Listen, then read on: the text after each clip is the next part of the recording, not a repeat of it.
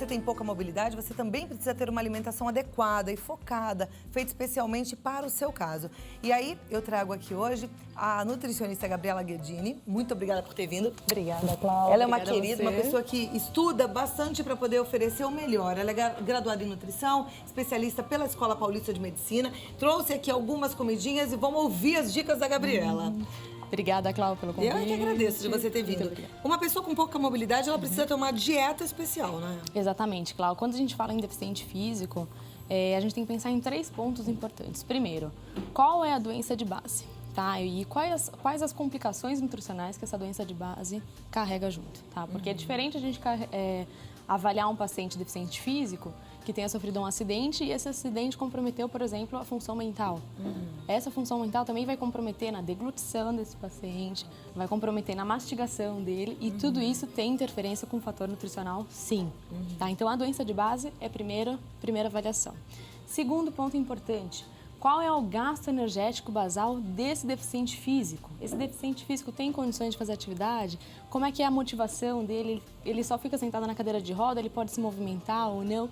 Como é que é esse gasto, tá? Seria interessante, muitas vezes, não só se prender às fórmulas, mas dependendo da condição do paciente, realizar sim uma calorimetria indireta, ver o valor real do gasto energético basal. O que é calorimetria indireta, Gabriela? É um exame que a gente faz em repouso, Cláudia, e eu consigo saber, através da troca gasosa, o quanto esse paciente, esse indivíduo, gasta realmente naquele dia, em termos de caloria. Com isso, a dieta não tem como dar errado, porque eu sei o valor real da taxa metabólica basal e o quanto eu tenho que trabalhar com a dieta para evitar que ele ganhe peso ou que ele perca.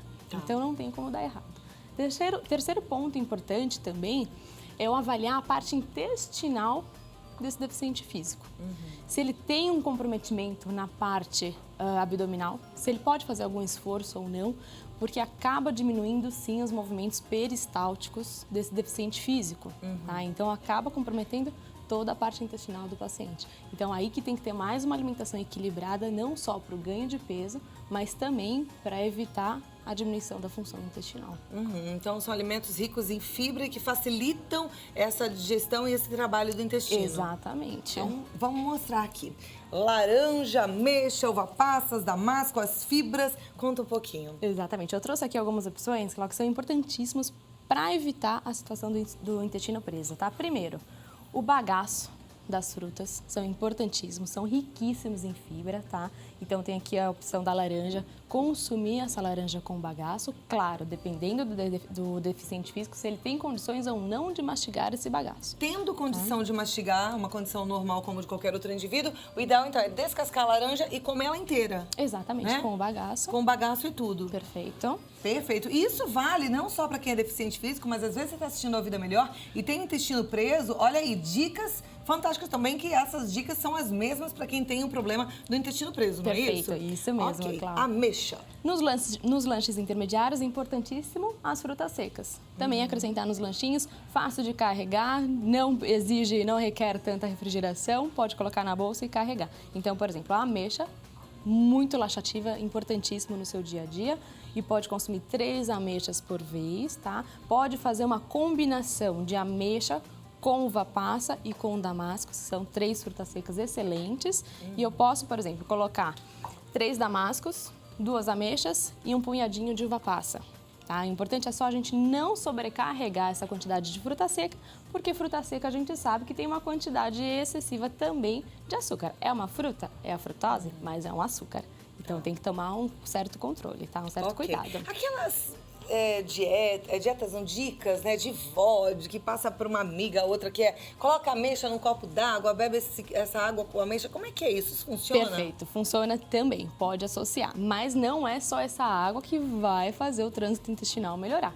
Mas ajuda sim, pode deixar de molho, porque acaba quebrando também essas fibras e transportando, saindo da fruta e indo para a água. E você toma esse chá que é laxativo.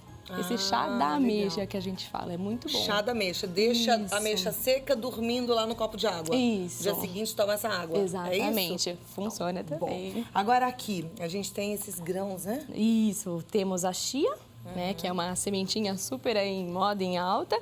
Temos a linhaça e o farelo de aveia. Esses 3 farelos, essas 3 sementes são importantíssimos para o intestino também. Mas tomar muito cuidado, porque a partir do momento que eu tenho uma ingestão adequada de fibra, eu tenho que ter também uma hidratação adequada. São 4 fatores que são importantes para a função intestinal. Primeiro, fibra, ingestão de fibra adequada. Segundo, hidratação. Terceiro, atividade física. E quarto, eu tenho que regularizar a minha flora intestinal. Não adianta eu ter uma hidratação adequada, uma ingestão de fibra ok, atividade física, mas a minha flora intestinal continua comprometida. E como é que a gente faz isso para deixar essa flora intestinal ok? Aumentar a ingestão de lactobacilos.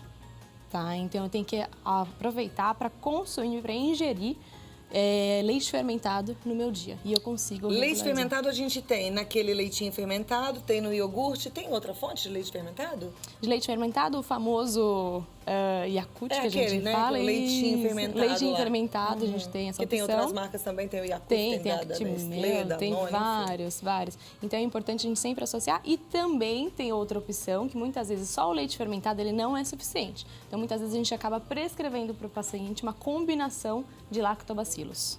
Tá, e isso aí é bom. Não tem contraindicação também? Não tem contraindicação. Ok. Agora, uma dúvida. Aqui a gente tem a semente da linhaça, né? Ela consumida assim, com esses grãozinhos inteiros, ela funciona ou não? Não, eu preciso triturar essa casquinha.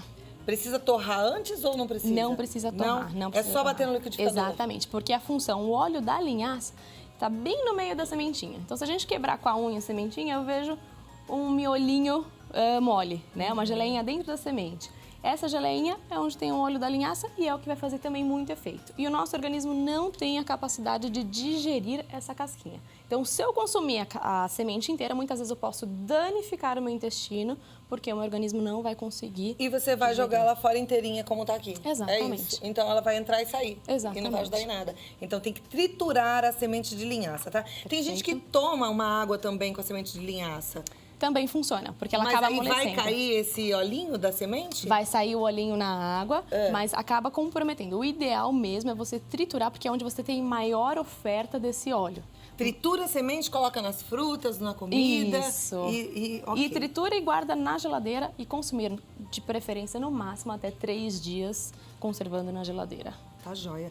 E aqui a aveia é a mesma coisa. O farelo de aveia é essencial para melhorar a função intestinal. Temos também o farelo de trigo, que é muito bom. Mas o farelo de aveia é a melhor absorção que eu tenho da aveia. Porque tem aveia em flocos, tem aveia em grão, enfim.